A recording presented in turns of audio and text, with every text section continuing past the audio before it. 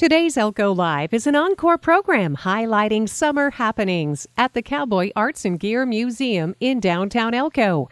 Jan Petersen is the museum's executive director and is our guest today. So pleased to really kick off the summer season with one of Elko's favorite people. And I say that because not only is she one of my favorites, but everybody knows Jan Petersen. She's our local historian, and she is the director of the Cowboy Arts and Gear Museum, which is a local nonprofit right here in the heart of downtown Elko. Welcome to the program, Jan. Well, thank you. It's always fun to be here and visit about what's going on in beautiful downtown Elko. I have had more visitors just this short spurt of summer that's coming up. They comment, these out-of-town people, how friendly we are and how nice we are and how helpful we are. And it just makes me feel so good inside to know that these are total strangers who come to Elko with really no expectations, and they're downtown browsing around and they're charmed by our little quaint town. And oh, that's great to hear, Jan, because just love it. A lot of us have been working really hard to put out the welcome mat, and it's, it was a long, hard couple of years there, and these businesses are working hard on their facades, the improvements, especially in the downtown, and to hear that coming from you, as you said, that's just great news. Oh, I think it is, and Billy Crapo should be glowing with excitement over Yes, it. she should be very proud. She's the Elko Area Chamber Director, by the way, and works just as hard as Jan does to put our best face out there for the community, for visitors and residents alike. Well, and I don't think that people in general, residents in general, realize that each one of them is a representative of our community. Whether you're just shopping in the grocery store and you say a friendly word to somebody, not knowing if it's the secret shopper or whoever it is, or if you're in McDonald's working or Walmart working or down at Indigo, we're all representatives of our community, and we all need to keep that friendly face and friendly, open reception to each other. Kindness matters. It really does. Kindness matters. Be civil. Be decent. Yes, Jan, that is great. And especially coming from someone who was born and raised here in Elko. You've seen a lot of changes. And I have way too much stuff in the garage to leave, so I'm not going soon. So speaking of putting our best foot forward, and Travel Nevada recognizes Cowboy Arts and Gear Museum as an amazing cultural center devoted to the Great Basin buckaroo.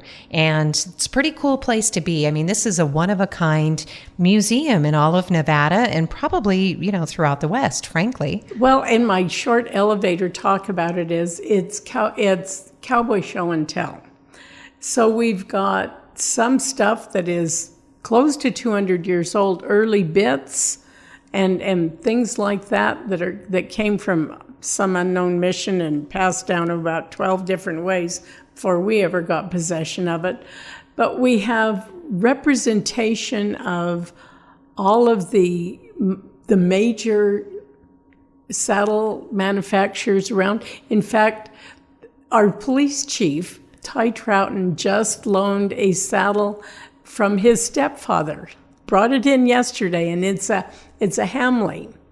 So it's a noteworthy saddle maker that his stepfather thought that it needed to be displayed. So Ty brought this in, and he's all dressed in his uniform and looking he's packing official. A saddle. Yeah, packing a saddle. And that's part of it, too. This is a community effort. There are Western artifacts on display, the saddles and the tack, the leather and the silver. And part of the most important thing, I think, is the history and the legacy, right, Jan, of G.S. Garcia in particular. Well, and Mr. Garcia was just a regular kind of guy. Came to Elko in Thanksgiving weekend of 1893 with his wife, Saturnina, and they were just this young married couple. They'd been married about a year and a half and came here with several trunks full of goods that he had made. He was just a young apprentice in Santa Margarita. Came to sell this stuff, opened it in the parlor of what is now the Stockman's. It was the Mayor Hotel then, and sold out in 2 days. I never thought Black Friday was that old, but he sold out on this stuff, and he was just so impressed, even then, 1893, of the friendliness and the outgoing reception that he had. So we were well established from 1869 as a mining and ranching community. So then he and Sardinina went back home to Santa Margarita, made a bunch more stuff, and moved here permanently in June of 1894 and rented a shop where Ogie Deli is now. Oh, and the legacy began from that moment forward, and it's turned into so many exciting opportunities, I guess, to preserve this legacy. It really, I think, demonstrates just that hardworking initiative and the pioneer spirit, right? And that pioneer spirit and that Old West where ranchers help each other out and the community people pitch in and they too are a part of it. It's not an us and them, it's everybody together. That's how you have to be in rural Nevada. You have to draw on yourself, you have to work with each other and cooperate with each other, and you help me and I help you, and we have these big projects that come to fruition. He started the rodeo here in Nevada in 1912, and it's still going today. The Silver State Stampede, the legends live on, and that's coming up, the 111th year of the rodeo. Wow, and that is a terrific history. We are going to mention that too. This museum, by the way, is at 542 Commercial Street.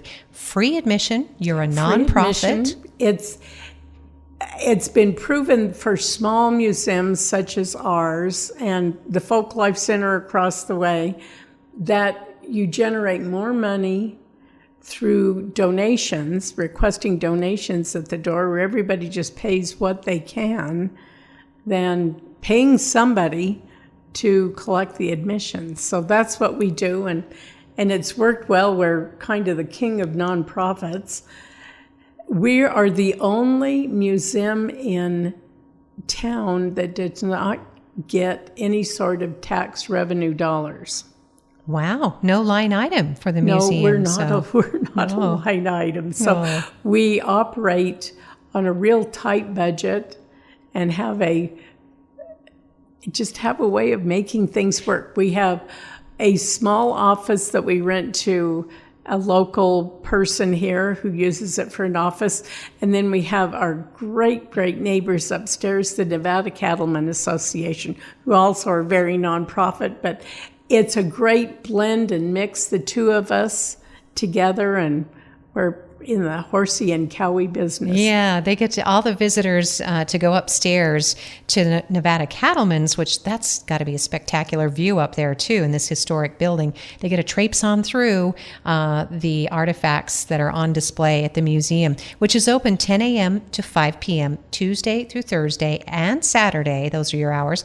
You are closed Friday and Sunday, but that makes perfect sense. Sunday and Monday. Oh, Sunday and Monday? Oh, you're open Friday. Okay, I'll have to look up that website and see what in the world I found there. But free admission, that's the important thing too.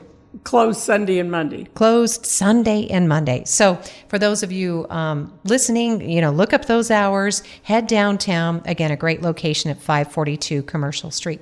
And we do want to mention, as Jan was saying, because the Silver State Stampede, the legend lives on. This is a 111-year-old event that's been going, if not continuously, almost continuously. Had a few gaps in its life. Yeah.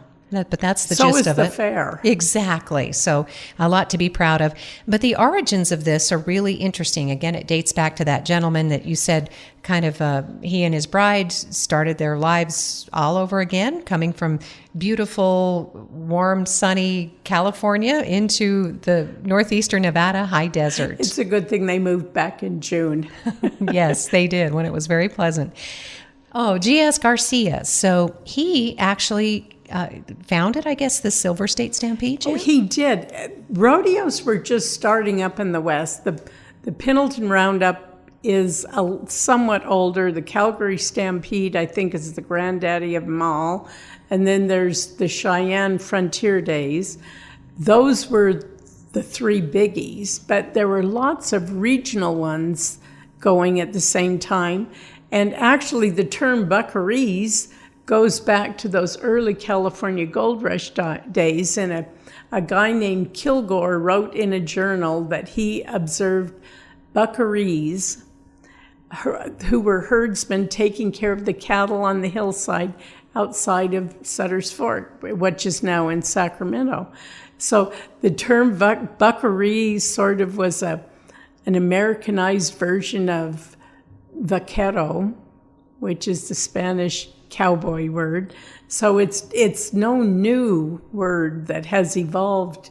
Well, it's probably 175 years old at this point.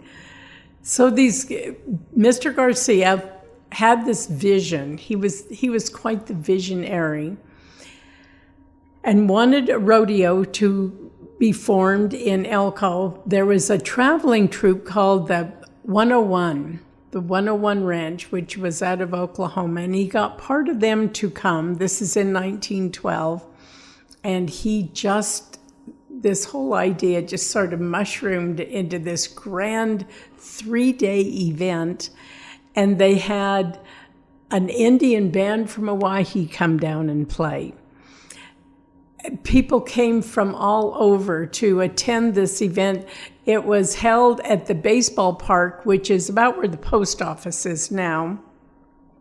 And they had boxing matches. This was downtown Elko? Downtown Elko. Okay, all right. So they had a boxing match. I don't know what that has to do with the rodeo, but boxing matches were a big deal. It's big, loud, and noisy. It's big, loud, and noisy. And then they had a baseball game, baseball tournament going on. And there was a team from Palisade that came and played, and one from Corinne over in Utah on the railroad that came. And Carlin had a team, and I think Eureka came over, and they're all coming on the train to play. Right, because this is just, it's a big deal. Yeah, it's a big deal. Journey. So that would be during the day, and then in the evening. And remember, there's no lights then, so that's probably why you had to have it in June when it stayed light as late as possible. They had the rodeo because it had the baseball park had the seating, so I guess they had the actual events in the infield. The bucking contest. Right there where the downtown corridor is now? Yeah, where the post office Pretty much. is. Yeah, that's, wow. Well, that's... And there's a great picture, and you can see some of the houses up on Court Street. Cool. You can still identify those.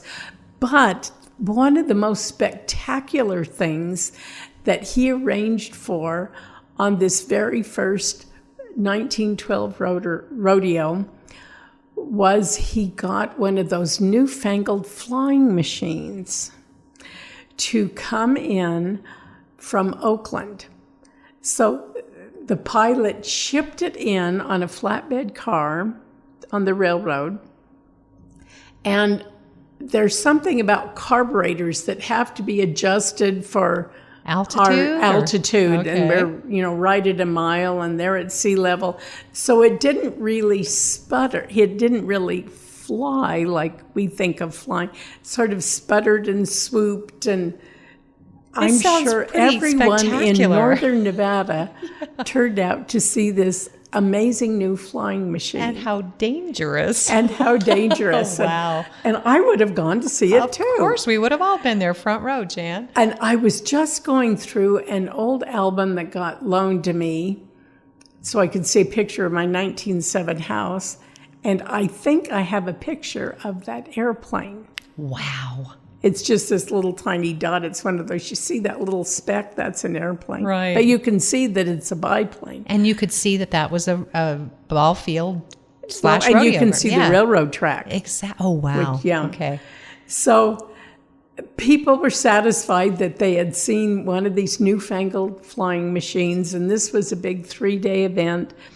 Of course, the hotels were packed, and they were, having people do early Airbnbs and everything else. And he then later, a couple years later, I think 1914, 15, he bought a huge parcel of property where Southside School and Panorama Trailer Park are, and built himself, and he had like 6 kids by then, a Spanish hacienda-looking house down there.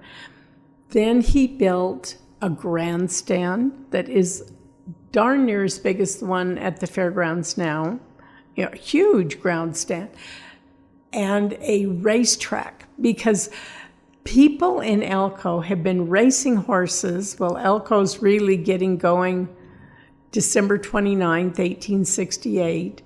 And by that fall of 1869, they were racing horses. Everybody, Tuscarora had a racetrack. Death had a racetrack. And they're racing horses. So this big park of Mr. Garcia's has a half-mile track that is used for racing horses, racing motorcycles in 1915, and those new automobiles with speeds up to 45 miles an hour. I would have just loved to time work back and see it. There's some photographs of these, and they're those old, just barely held together with wood cars that are just amazing to look at. But then, just to make this place even more spectacular, so you've got this half-mile track, and then you've got the bucking chutes and all of that required stuff for a rodeo.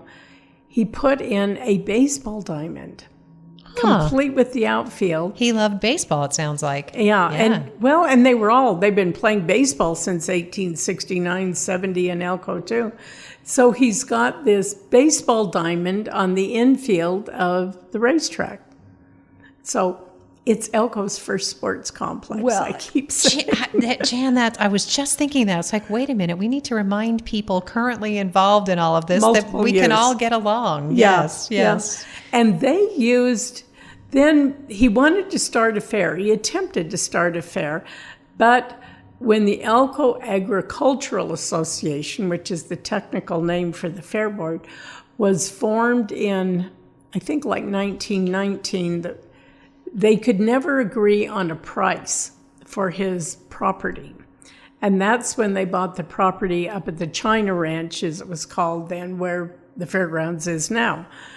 But he still continued. That was the baseball grounds clear through probably up to World War II. And now where Southside School is? Where Southside School is. Mm-hmm.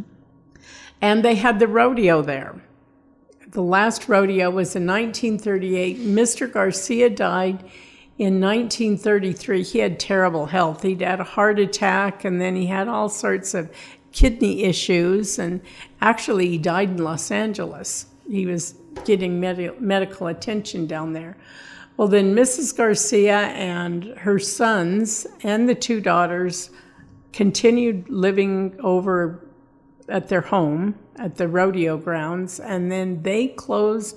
They weathered out Prohibition and the Depression.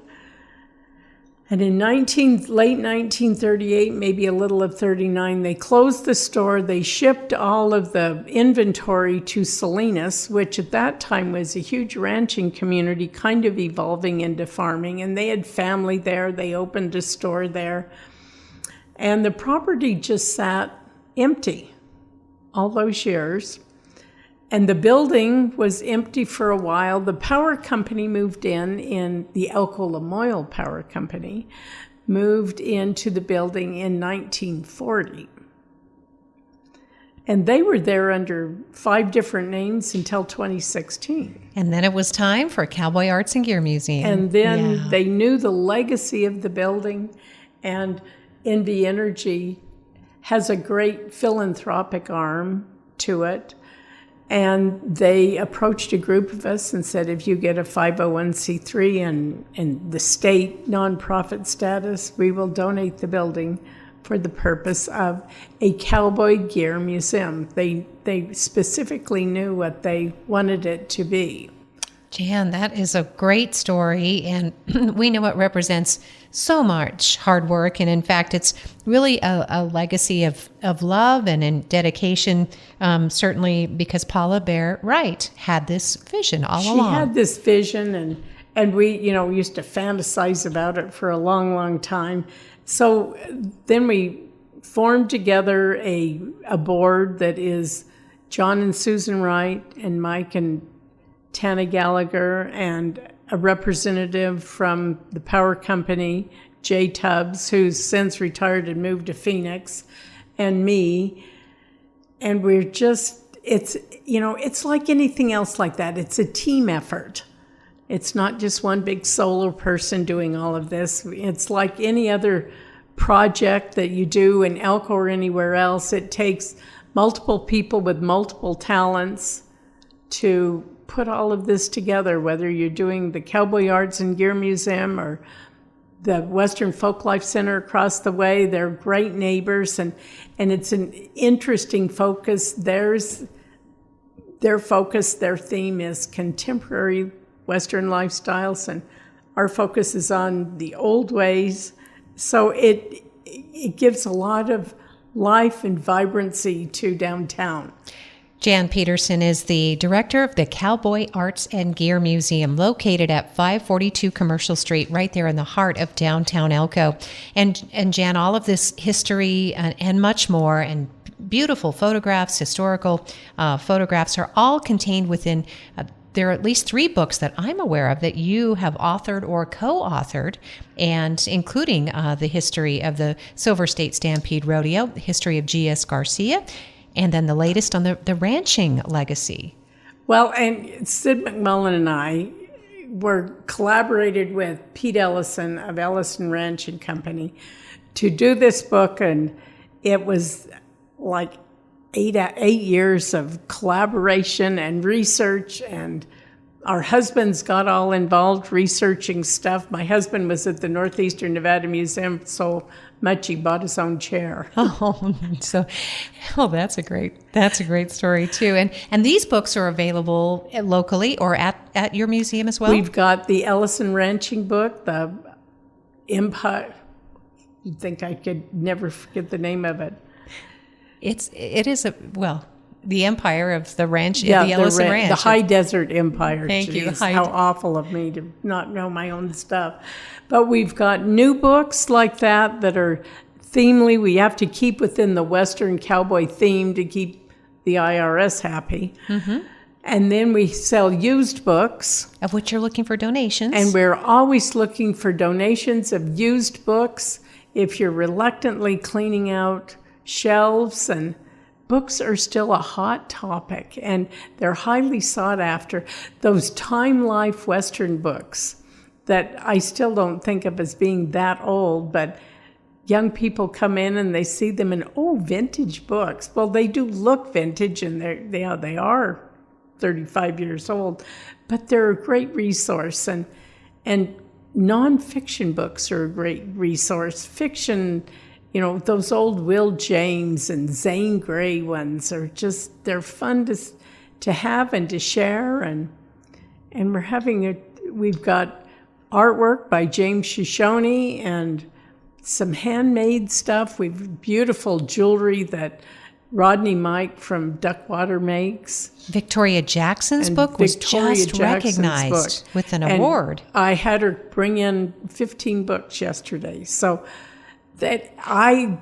when that book first came out, she brought some in, and I bought one, and I sat down and read it cover to cover. Wow. It's called The Dying Art of Cowboying. Now, she's taken a lot of photographs. She's an amazing photographer. She is an amazing photographer, and she does all of the editing herself. She does all the layout herself. She works super like talented. Crazy. Yeah, super talented. She was an editor of a native newspaper for a while. She worked with us at KENB TV. Yeah. Yep. Yeah. So and she knows how to make these stories succinct and brief, but yet she gets all that you need to know into it. So I admire her. So when she got this award, I said, well, I'm hardly surprised, and I told you so. Right. So you can get Victoria Jackson's book at Cowboy Arts and Gear Museum, along with the ones that Sid McMullen and Jan Petersen have collaborated on. You and Sue Abel did the Silver State Stampede 100 Years, the Centennial. We did. Did that one together. And then did you collaborate on the G.S. Garcia one? We did. Paula and I did the Elko part, and Dee Dee Garcia and a friend of hers, Linda Harris, did the California side. And about every 8 weeks, either they would come to us or we would go over to California and work on that. And that's when I learned to scan photos and learn how to be an emailer of stuff. Yep, new technology. Well, and always looking forward, even though Jan Petersen is a historian and is such a treasure all by herself. Well, the entire Petersen family, you have to know, Jan, you have raised wonderful children who are now all grown with their own children. They're all grown up. Yes, but what contributions they make. But looking forward, there are always collaborations and projects and goals and ways that you're continuing to showcase artists and craftspeople and gear makers. Well, we're all guilty of not being good tourists in our own backyard. We don't realize what a unique place we live in. I recently was helping with Travel Nevada, who were they sponsored these, they're called FAM tours, familiarization tours, and they're for out-of-area people, tour operators, and just travel agents to show them the highlights of our backyard, our great big backyard. So this group was 20 of them, and they were from Australia and Canada and Mexico and Europe, Switzerland and Germany. They were just wowed with what we had to offer. I took them up Lamoille Canyon, and some of them had never seen snow, so there was an avalanche to see. And they were wowed by that. And the flowers in Lamoille Canyon are just almost as spectacular as I've ever seen them. Oh, breathtaking. So it was this postcard of pictures of these flowers to take them to see. It was like, ta-da, oh, here we are. And then we had dinner at the Star, and we took them around downtown to the Folk Life Center. Brad did a great tour over there. And then they came to the Cowboy Arts and Gear, and we took them to Capriola's, and they stayed at the Stockman's, so they got the feel of downtown. Then we took them the next day. We were going to Wells, so I had the bus driver drive through Star Valley. Oh. Because they were interested in, these people kept emphasizing, we've seen Las Vegas, we've seen Reno, we've seen Lake Tahoe, and we like that. But we want to see what communities are like. So we drove through Star Valley, and there was a bald eagle obligingly posing for us, and that was great. Then we went up to Angel Lake, which we got, you're winding up, and there's some cows on the road. So we stopped the bus, and it's like this stampede to get off the bus. And there are these cow-calf pairs, and they're posing for these guys. Because they're not going to get charged like the buffalo would. But that's great. And with the yellow mule's ears in the background and little dots of snow, and it looked like a postcard. Then we got up to Angel Lake, and the ice is just sort of getting mushy and soft. And there was still lots of snow around up there. In fact, the parking, they had cleared off the parking lot, but there was still, over in the picnic and campground, there's feet of snow still. Oh, what a terrific showcase. And they couldn't have had a better tour guide, Jan, seriously. I mean, thank you so much for everything that you do. It's fun to do. If you don't tell these stories and repeat them, then they just fade away. And, so you have to keep showing and telling people and why they need to come here and come and visit and see what we have to offer. I had someone moving away from Elko say that this was just a desert of culture. Oh my goodness, I'm so sorry. And they slipped away, because that's just not true. And I thought, there's the community orchestra if you want classical type music. We have the silver stage players. We have the college group. We have all that fun stuff. The Stage Door was just hosting the humanities does stuff. So literature there is, event. Yeah. And library, and I know there's all sorts of stuff. There's every sport you wanted, from baseball and basketball and volleyball to those ambitious Canadians. Got their own hockey rink going, That's right. complete with Zamboni. I know, right here, the igloo. And it's all comes from community. It's community built. There's no prescription. There's no, this is how you do it. You get to make your own fun. I've always said that. It comes from the heart. Yeah. So, yeah. Well, all of this from the heart, and that much more. And of course, talking with Jan Petersen, director of Cowboy Arts and Gear Museum. The museum itself is at 542 Commercial Street. Jan, you sit on numerous boards and advisory committees too, so thank you for that. Well, I know thank you. And yeah. I am a great participant in the Downtown Business Association and a great advocate for that. And we've got our second Saturday wine walks that are a great success, bringing people downtown. And then, of course, we'll have our ghost tours the last 2 weekends in October. I can't remember the dates, but it's the last 2 weekends in October. And then we'll have the Snowflake Festival again. All over again. And in the meantime, California Trail Advisory Board, you sit on that. California Trail Interpretive Center is open 8 miles west. It's the actual, you can see the infamous Hastings cutoff of the Donner Party from that facility. And that'll be another show. I know you're going to come back and talk more about the Rut Nuts, the Humboldt High Road Group. We just and more. Finished Trail Days, and it was a fun success. And yes, absolutely. More to come, right, Jan? A good time was had by all. Jan Petersen, our guest today. Thank you so much, listeners, for joining us. And find Jan downtown Elko at 542 Commercial Street. Thank you for listening to Elko Live today. If you're inspired to discover more of our backyard history, art, and culture this summer, check out the ECVA website at exploreelko.com and the Elko Area Chamber online at elkonevada.com. Thank you so much for joining us for today's Elko Live program.